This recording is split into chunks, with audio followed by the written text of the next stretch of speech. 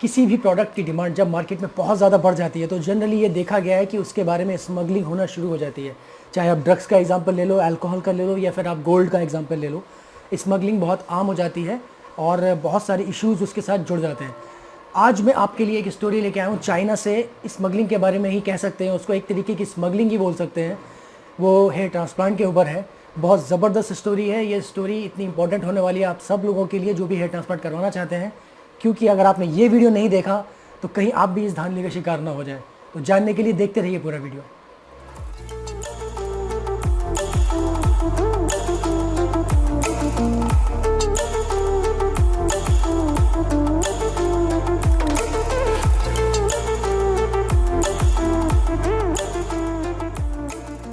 Hello YouTube, this is Kabir here and you are watching my channel hair transplant. अपने इस channel पर मैं अपने हेयर ट्रांसप्लांट की डिटेल्स पिछले काफ़ी वक्त से शेयर कर रहा हूँ। तो अगर आप मेरे चैनल पर पहली बार आए हैं तो सब्सक्राइब कर लीजिएगा मेरे चैनल को, और साथ ही साथ एक बेल बटन होगा उसको भी दबा दीजिएगा। उससे क्या होगा कि अगली बार जब भी मैं कोई ऐसी वीडियो डालूंगा तो आपको सबसे पहले नोटिफिकेशन आ जाएगा। साथ ही साथ इस वीडियो को लाइक और शेयर ज़रूर कर दीजिएगा, क्योंकि ये वीडियो बहुत ही ज़्यादा इंपॉर्टेंट होने वाला है और मैं चाहता हूँ कि ये ज़्यादा से ज़्यादा लोगों तक पहुँचे। तो फ्रेंड्स, जैसा कि मैंने वीडियो की शुरुआत में आप सबको बताया था कि हेयर ट्रांसप्लांट की फील्ड में स्मगलिंग चल रही है, तो अब मैं आपको डिटेल में बताता हूँ कि एक्चुअली में है क्या। पिछले कुछ दिनों से एक रिपोर्ट बहुत ही ज़्यादा वायरल हो रही है मार्केट में, वो है चाइना के बारे में, चाइना की हेयर ट्रांसप्लांट इंडस्ट्री के बारे में। आपको बता दूं कि चाइना में लगभग 25 करोड़ लोग हैं जो कि गंजेपन से जूझ रहे हैं। वहाँ पर हेयर ट्रांसप्लांट इंडस्ट्री बहुत ही ज़्यादा फल फूल रही है। लेकिन बीजिंग न्यूज़ की रिपोर्ट्स के मुताबिक क्या चल रहा है कि जो कुछ स्टूडेंट्स हैं, स्टूडेंट्स को सिर्फ 2 दिन के लिए एक ट्रेनिंग दी जा रही है हेयर ट्रांसप्लांट की। उसके बाद उनसे सर्जरीज करवाई जा रही हैं। वो ट्रेनिंग किस तरीके से दी जा रही है कि स्टूडेंट्स को बुलाया जा रहा है ट्रेनिंग के लिए। सिलिकॉन शीट्स आपने सुना होगा, सिलिकॉन शीट्स पर उनसे बोला जा रहा है कि आप बियर्ड का शेप बनाओ, आईब्रोज का शेप बनाओ, उसके बाद उसको परफोरेट करो। परफोरेट मतलब उसमें छेद करो और हेयर फॉलिकल्स उसमें डालो। 2 घंटे के सेशन के बाद फिर उनको डायरेक्टली पेशेंट्स के पास भेजा जा रहा है और उन पेशेंट्स के ऊपर वो लाइव सर्जरी कर रहे हैं। तो हो क्या रहा है कि वो सर्जरी रूम में जा रहे हैं, वहाँ पर एक 30 ईयर का एक पेशेंट था, उसके ऊपर लाइव सर्जरी कर रहे हैं। वहाँ पे साइड से बियर्ड से बाल निकाल रहे हैं, साइड से बाल निकाल रहे हैं, उसके बाद उन बालों को लगा रहे हैं। साथ ही साथ उनको ये भी बताया जा रहा है कि एनेस्थीसिया कैसे दिया जाता है। तो आप सोच पा रहे हैं कि कितनी बड़ी बात है ये। सिर्फ 2 दिन की ट्रेनिंग के बाद लोग सर्जरी कर रहे हैं, जिस सर्जरी को करने के लिए एक ऑथराइज डॉक्टर बनना बहुत ज़रूरी है, और जिस डॉक्टर को बनने में 8 से 10 साल लग जाते हैं, वो सिर्फ 2 दिन में सीखने के बाद वहाँ पर सर्जरी हो रही है। इस बात का पता कैसे लगा कि जो वहाँ पर जो स्टूडेंट्स थे उनमें से एक स्टूडेंट बीजिंग न्यूज़ का रिपोर्टर था, और वो जा कर के ये सब चीज़ों को देख रहा था और वो क्वेश्चन भी पूछ रहा था। तो मतलब एक स्टूडेंट की तरह वो वहाँ पर गया, उसने इस चीज़ का खुलासा किया। इस रिपोर्ट के आने के बाद चाइना के कुछ जो डर्माटोलॉजिस्ट हैं और जो बड़े बड़े डॉक्टर्स हैं हेयर के बारे में, बालों के लिए, उन सब से बात की गई, उनसे पूछा गया, तो उन्होंने यही कहा कि सिर्फ लाइसेंस डॉक्टर, जिनके पास लाइसेंस होता है, वही हेयर ट्रांसप्लांट कर सकते हैं। और जनरली मिनिमम 8 साल की क्वालिफिकेशन रिक्वायर्ड होती है, डॉक्टरी की पढ़ाई ज़रूरी होती है मिनिमम 8 साल के लिए, जो कि आप सब जानते हैं MBBS MD करने में इतना टाइम तो लगता ही है। उसके बाद लाइसेंसेस वगैरह लेने में ये सब, तो सिर्फ इतने एक्सपीरियंस डॉक्टर ही हेयर ट्रांसप्लांट कर सकते हैं। लेकिन आप, या क्या आपको मजाक नहीं लगता कि सिर्फ 2 दिन की ट्रेनिंग के बाद ये सब हो रहा है? तो अब मैं आता हूँ मेन बात पर कि ऐसा आप, ये तो चाइना के बारे में रिपोर्ट खुल करके आई है, लेकिन क्या आपको लगता है इंडिया में ऐसा नहीं हो रहा है? इंडिया में भी ऐसा ही कुछ हो रहा है।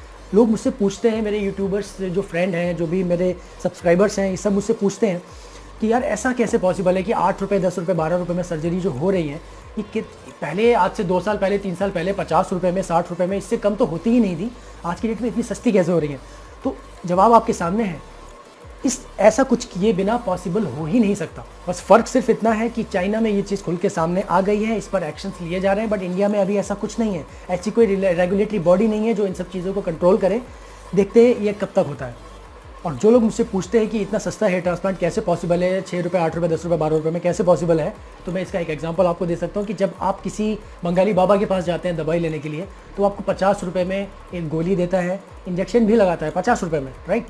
अब वहीं आप अगर आप किसी MBBS डॉक्टर के पास जाते हो तो वो 100 रुपये लेता है, वो आपको प्रॉपर आपका ब्लड टेस्ट करवाता है, आपको प्रॉपर दवाइयाँ देता है, ये सब चेकअप करता है, राइट। आप अगर किसी MD डॉक्टर के पास जाओगे तो उसकी फ़ीस ही 200 रुपये होती है। तो अब आप देख रहे हो ना कहाँ से शुरू हुआ, किस लेवल से शुरू हुआ और प्राइस किस तरीके से चेंज हो रहा है। तो डेफिनेटली आप अगर ऑथेंटिक चीज़ लोगे, आप ऑनेस्ट क्लिनिक है या फिर एक अच्छे डॉक्टर्स के पास जाओगे, तो डेफिनेटली उनका प्राइस ज़्यादा होगा ही होगा। और लोग मुझसे पूछते हैं कि आजकल क्या चल रहा है कि यूट्यूबर्स का रिजल्ट ही अच्छा आता है हेयर ट्रांसप्लांट में, यूट्यूबर्स का रिजल्ट बहुत अच्छा आता है और जनरली जो पेशेंट्स जाते हैं उनका रिजल्ट अच्छा नहीं आता। तो इसके बारे में भी मैं आपको कहूँगा कि इसका भी एक बहुत बड़ा रीज़न है। एक यूट्यूबर जो जाता है क्लिनिक को, आप मेरे एग्जांपल ले लो, या बहुत से यूट्यूबर है जो भी गए, तो क्या करते हैं वो लोग, ऐसे ही क्लिनिक को चूज़ नहीं करते, वो बहुत ज़्यादा रिसर्च करते हैं, पहले बहुत पढ़ते हैं हेयर ट्रांसप्लांट के बारे में, ये क्या होता है, कैसे होता है, इसमें क्या क्या चीज़ें इन्वॉल्व होती हैं, सब चीज़ें सीखता है वो। उसके बाद 8-10 क्लिनिक को चुनता है, उनसे बात करता है, उनके रिव्यूज़ देखता है, फिर जा कर के फाइनल क्लिनिक को डिसाइड करता है। मैंने भी ऐसा ही किया। तो उसके बाद वो क्या करता है कि ट्रांसप्लांट तो करवा ही लेता है, साथ ही साथ डॉक्टर्स जो उसको दवाइयाँ बताते हैं वो उनके बारे में उनको वो प्रॉपरली लेता है, साथ ही साथ उनके बारे में और इंटरनेट पे सर्च करता है, और भी चीज़ों को सर्च करता है और प्रॉपरली फॉलो करता है। तो एक नॉर्मल पेशेंट में और एक यूट्यूबर की में यही फ़र्क है। ऐसा मैं यही नहीं कह रहा कि सारे पेशेंट ऐसे कर, बहुत से पेशेंट्स ऐसे भी होते होंगे जो वीडियो नहीं बना रहे हैं, लेकिन वाकई में वो अपनी बहुत केयर करते होंगे, जिसकी वजह से उनका रिजल्ट अच्छा भी आता है और बहुत लंबे टाइम तक टिका भी रहता है। तो यूट्यूबर का अच्छा रिजल्ट आने का सिर्फ यही रीज़न है कि वो प्रॉपर नॉलेज लेता है। आप लोगों को नॉलेज देने के लिए उसको पहले नॉलेज लेना पड़ता है, उस नॉलेज को वो अपने ऊपर अप्लाई भी करता है। और यूट्यूबर्स के आने से पिछले इंडिया में खासकर से, पहले इंडिया में इतने यूट्यूबर्स नहीं थे, फॉरेन यूट्यूबर्स थे, बट इंडिया में पिछले 2-3 साल में यूट्यूबर्स काफ़ी आए हैं। मैं हो गया और भी बहुत सारे लोग आए हैं। तो उससे क्या हुआ, लोगों को नॉलेज बहुत ज़्यादा मिली है।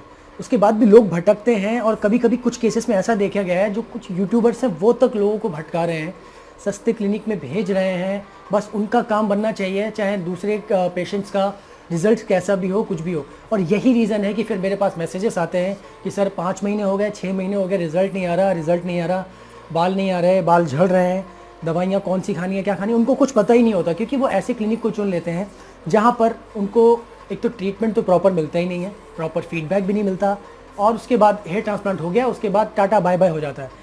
अब जब मैंने क्लिनिक सेलेक्ट किया था, मैंने इन सब चीज़ों का बहुत ध्यान रखा था। मैंने जब क्लिनिक सेलेक्ट किया, मैंने देखा कि रिव्यू कैसा है, बात ऐसा तो नहीं हेयर ट्रांसप्लांट करवाने के बाद सब कुछ खत्म हो जाएगा। आज तक मैं अपने क्लिनिक के कांटेक्ट में हूँ, मैं उनसे अभी भी रिव्यू लेता रहता हूँ कि सर मेरी ये कंडीशन अभी भी चल रही है, अभी क्या मैं ये सही है या मैं कुछ और चेंजेस कर सकता हूँ उसके अंदर। तो ऐसा ही आपको भी करना चाहिए। ये आपके बाल हैं, आपकी लाइफ है, आपको इस पर डिसीजन लेने का, इसके बारे में सवाल पूछने का पूरा हक है। तो आंखें बंद करके कोई भी क्लिनिक या किसी भी यूट्यूबर के बहकावे में ना आए। क्लिनिक में डॉक्टर प्रॉपर है कि नहीं, कहीं ऐसा तो नहीं कि 2 दिन की ट्रेनिंग लेने के बाद वो बंदा जो है आपका हेयर ट्रांसप्लांट कर रहा हो।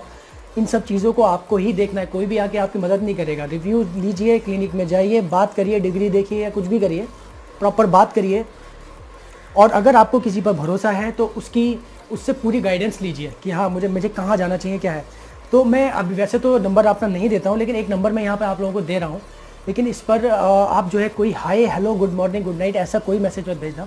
इस पर सिर्फ मैं चाहता हूँ कि अगर आपको कोई डाउट हो रहा है किसी क्लिनिक को चुनने में, या आप कुछ रिव्यू जानना चाहते हैं, तो मैं कोशिश करूँगा कि आपकी वहाँ पर मदद कर पाऊँ। बट क्योंकि मेरे पास इतना टाइम नहीं होता है, तो बेकार के मैसेज करके कि हेलो हाय, आप कहाँ से हैं, कैसे हैं, आपकी एज क्या है, क्या नहीं है, ये सब सवालों के जवाब मैं नहीं दे पाऊँगा। प्लीज़ बुरा मत मानिएगा। सिर्फ काम की बात पूछिएगा कि मैंने ये क्लिनिक चुना है, क्या ये जाना सही है, या हेयर ट्रांसप्लांट के बारे में कोई नॉलेज चाहिए हो तो वो आप मुझसे ले सकते हैं। और सिर्फ व्हाट्सएप ही करिएगा, कॉल का मेरे पास टाइम नहीं है। तो उम्मीद करता हूँ कि ये वीडियो आपकी आंखें खोल देगा। दोस्तों प्लीज़ इस वीडियो को ज़्यादा से ज़्यादा लोगों के पास ज़रूर शेयर करिएगा, क्योंकि ये ज़्यादा से ज़्यादा लोगों के पास जाना बहुत ही ज़रूरी है। तो इस वीडियो को लाने का मेरा एक ही मकसद था कि जो चीज़ आपको पता नहीं है वो पहली बात तो पता लगे, क्योंकि बहुत से ऐसे लोग होंगे जिनको ये चीज़ नहीं पता होगी। दूसरी बात, आप ऐसी धांधली से बच सकें और इस तरीके के क्लिनिक से, इस तरीके के डॉक्टर से आप लोग बच सकें, आप लोगों को फ्यूचर में कोई प्रॉब्लम ना हो।